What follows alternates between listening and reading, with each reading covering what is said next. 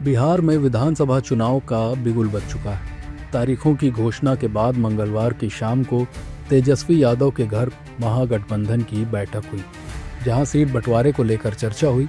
इस बैठक के बाद तेजस्वी यादव ने कहा कि 14 नवंबर 2025 को बिहार के लोग इतिहास रचने जा रहे हैं। ये दिन सुनहरे अक्षरों से लिखा जाएगा।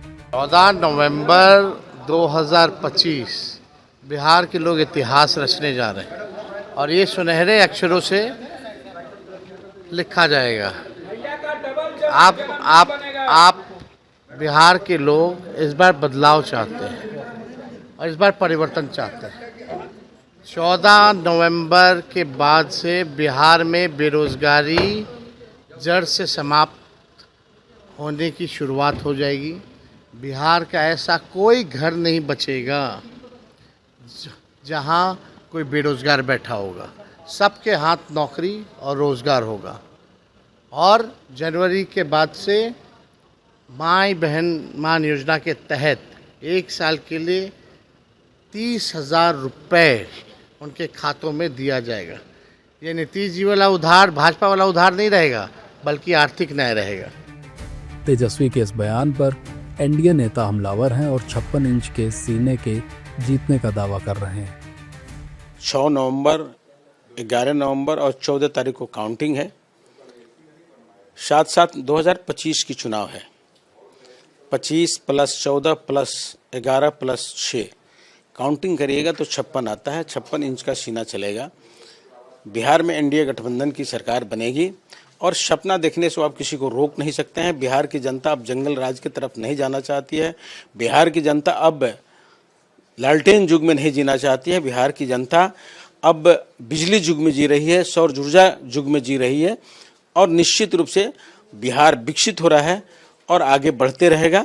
उनको सपना देखना है तो देखते रहें। ऐसा है कि लालू प्रसाद यादव हो या तेजस्वी यादव का परिवार या गांधी नेहरू परिवार, ये युवराज व युवरानियों का टोला केवल अपने भ्रष्टाचार को छिपाने के लिए, अपनी नलायकी नुसिखियापन छिपाने के लिए गठबंधन कर रहा है।